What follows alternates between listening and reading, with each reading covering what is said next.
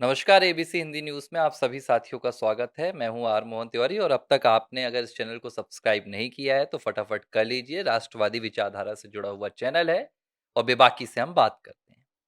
आज जिस मुद्दे पर मैं आपसे बात करने जा रहा हूं इसमें 3 घटनाएं हैं। पहली घटना कर्नाटक के कोप्पल जिले के गंगावती शहर से है, जहां पर एक मेवे के व्यापार करने वाला युवक रहता है जिसका नाम है चंद्रशेखर। और जब अभी इजराइल और अमेरिका के संयुक्त हमले में ईरान के सुप्रीम लीडर रहे अयतुल्ला खमीनी की मौत हुई, तो इस मौत की खबर को इस चंद्रशेखर नाम के युवक ने अपने सोशल मीडिया अकाउंट में, जो इंस्टाग्राम होता है, इंस्टाग्राम में शेयर की। लेकिन इस खबर को शेयर करने पर इस गंगावती शहर के जो कट्टर इस्लामिक विचारधारा वाले लोग थे, वो इतने ज्यादा आहत हो गए और इतने ज्यादा आक्रोशित हो गए कि उन्होंने जाकर चंद्रशेखर के साथ मारपीट कर दी, चंद्रशेखर के साथ बदसलूकी कर दी और यहां तक जाकर धमकी भी दे दी कि अगर तुमने इस तरह का फिर से कोई दोबारा पोस्ट किया या फिर तुमने दोबारा किसी तरह की अयतुल्ला खमीनी को लेकर खबर शेयर की, तो हम तुम्हारे पूरे परिवार को भी खत्म कर देंगे। जब युवक ने यह देखा तो उसे समझ में नहीं आया कि आखिर उसने गलती क्या कर दी। क्या उसने किसी धर्म के खिलाफ बोल दिया? क्या उसने किसी मुल्क के खिलाफ बोल दिया? या उसने किसी भारत के कानून का उल्लंघन कर दिया? उसने कुछ भी नहीं किया, लेकिन बावजूद उसके 4 से 5 कट्टर इस्लामिक जिहादी मानसिकता के लोग घुसकर उसे धमका रहे हैं और सर तन से जुदा करने की धमकी दे रहे हैं। यह तो एक घटना हो गई। अब मैं दूसरी घटना बताता हूं। दूसरी घटना आई है जम्मू कश्मीर से। जम्मू कश्मीर में एक लोकल टीवी के एंकर हैं तारिक भट्ट। और जब जम्मू कश्मीर में अयतुल्ला खमीनी को लेकर जो शिया समाज के समुदाय के तमाम लोग थे, उन्होंने आंदोलन किया, विरोध किया, प्रोटेस्ट किया और जम्मू कश्मीर में जमकर तोड़फोड़ की। इस तोड़फोड़ के बाद तारिक भट्ट जो हैं, वो थोड़े से निराश हो गए और उन्होंने एक बयान दिया और उन्होंने कहा कि देखिए, हमें अपने मुल्क को सबसे ऊपर रखना चाहिए। और उन्होंने बड़े स्पष्ट शब्दों में कहा, उन्होंने कोई गलत बात नहीं की। तारिक भट्ट ने कहा कि अयतुल्ला जो खमीनी है, वो ईरान के सुप्रीम लीडर है और वो ईरान के लिए बहुत बड़े होंगे, ईरान की जनता के लिए वो बहुत सम्मान प्रिय भी होंगे, लेकिन हमारे लिए जो सबसे बड़ा होना चाहिए वो भारत होना चाहिए।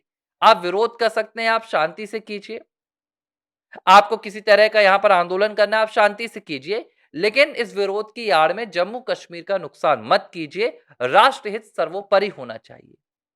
जब ये बात तारिक भट्ट ने की तो आपको सुनकर यकीन नहीं होगा, जम्मू कश्मीर में उन्हें लगातार धमकियां मिल रही हैं।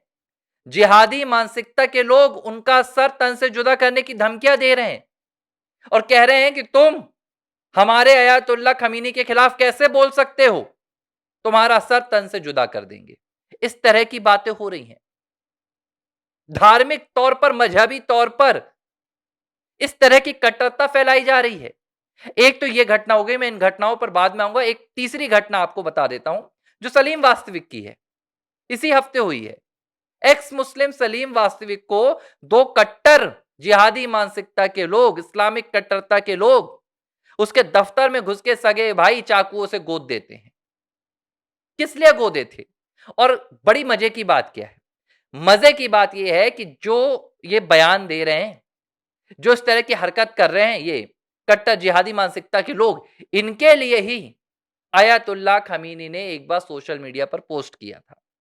और अयतुल्ला खमीनी ने क्या कहा था कि भारत में ऐसे लोग सुरक्षित नहीं है, भारत में ऐसे लोगों का नरसंहार हो रहा है, पूरे दुनिया के मुस्लिमों को एक होकर ऐसे लोगों को बचाना चाहिए।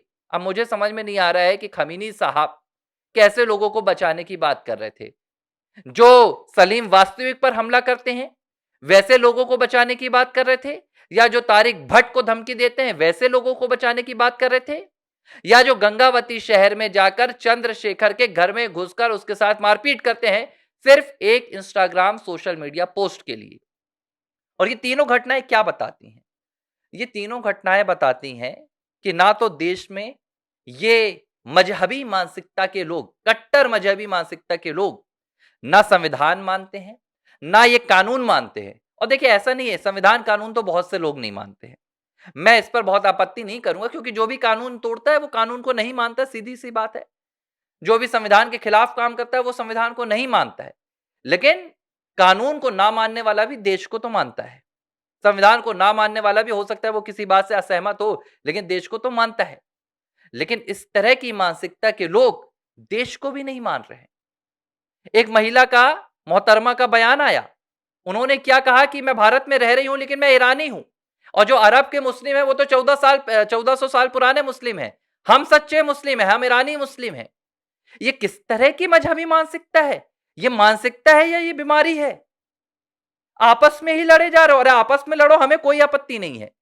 आपका मजहब क्या कहता है हमें उससे कोई लेना देना नहीं है। 1400 साल पहले वाले मुसलमानों को आप मानते हो कि नहीं मानते हो? आप अरब के मुस्लिम को सच्चा मुस्लिम मानते हो कि नहीं मानते हो? आप जम्मू कश्मीर के, आप लखनऊ के, इमामबाड़ा के, आप हैदराबाद के, यहां के मुस्लिमों को सच्चा मानते हो कि नहीं मानते हो? कोई आपत्ति नहीं है।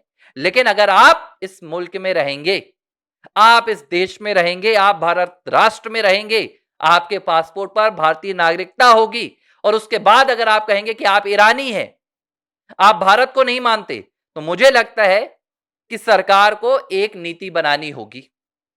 इस तरह की नीति बनाकर ऐसी मानसिकता के लोगों को भारत के बाहर फेंकना होगा, डिपोर्ट करना होगा। नहीं तो मैं खुलकर कह रहा हूं, ये भारत में जीते जागते दुश्मन के फेंके गए ड्रोन हैं जो भारत में घूम रहे हैं, और जिनका हमारा सुदर्शन भी कुछ नहीं कर सकता, क्योंकि सुदर्शन तो उन ड्रोन्स को रोक सकेगा जो दुश्मन के मुल्कों से आएंगे। ये तो भारत के भीतर बैठे हैं। भारत के भीतर बैठे हुए ड्रोन्स को कौन सा सुदर्शन रोकेगा? 2 11 साल के बच्चे कहते हैं रहबर है हमारा, इजराइल को मारो। और सब तो ठीक है, बच्चों की तो बात छोड़ दीजिए, मोहतरमाओं की बात छोड़ दीजिए। महबूबा मुफ्ती जो जम्मू कश्मीर की पूर्व मुख्यमंत्री हैं, पीडीपी के नेता हैं, वो डोनाल्ड ट्रंप और नेतन्याहू का पोस्टर जला रही हैं। अब समझ में नहीं आ रहा है कि इनके लिए कौन बड़ा है। समझ में नहीं आ रहा है, आ गया है समझ में, माफ कीजिएगा। इनके लिए मुल्क बड़ा नहीं है, माफ कीजिए, इनके लिए देश बड़ा नहीं है, भारत बड़ा नहीं है, संविधान बड़ा नहीं है, भारत का प्रधानमंत्री बड़ा नहीं है, भारत के राष्ट्रपति बड़ा नहीं है। इनके लिए सिर्फ और सिर्फ कट्टर जिहादी मानसिकता ही बड़ी है, जिसके लिए ये किसी भी हद तक गुजर जाएंगे। इनके लिए सोनिया गांधी लेख नहीं लिख रही है, जो तारिक भट्ट को धमकियां दे रहे हैं, जम्मू कश्मीर के लोगों पर जो प्रहार कर रहे हैं, जो गंगावती शहर के चंद्रशेखर पर प्रहार कर रहे हैं, जो सलीम वास्तविक पर प्रहार कर रहे हैं, इनके लिए कांग्रेस के आंसू नहीं बह रहे हैं। इनके लिए किसी तरह की यहां पर संवेदनशीलता नहीं जताई जा रही है। यह है एक ऐसी कट्टर जिहादी मानसिकता जिसका इलाज सिर्फ एक है। इसका इलाज बातचीत नहीं है, इसका इलाज है एक्शन। जब तक इनके खिलाफ मजबूत एक्शन नहीं लिया जाएगा, अभी तो एक रिपोर्ट आ रही है, उस रिपोर्ट पर भी मैं बहुत जल्द एबीसी हिंदी पर चर्चा करने वाला हूं। और उस रिपोर्ट के तहत जो भारत में लाखों मुस्लिम महिलाएं हैं, इनके शौहर पाकिस्तानी हैं, ये शादी पाकिस्तान में करती हैं।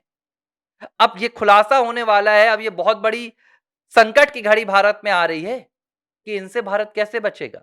जिनके अब्बू पाकिस्तानी, जिनकी अम्मी भारतीय, उनका जो पूरा विश्वास का तमगा होगा, उनकी विश्वसनीयता किसके लिए होगी? वो किसके प्रति वफादार रहेंगे? भारत के लिए या पाकिस्तान के लिए? या हो सकता है जब मौका आए तो बोले ना भारत के लिए ना पाकिस्तान के लिए, हमारे लिए तो मजहब से बड़ा कोई नहीं। तो ऐसी परिस्थिति के लिए भारत क्या तैयारी कर रहा है, भारत की सरकार क्या तैयारी कर रही है, मुझे लगता है कि देश को बताना चाहिए। एबीसी हिंदी न्यूज, आज ही जुड़िए हर खबर के साथ।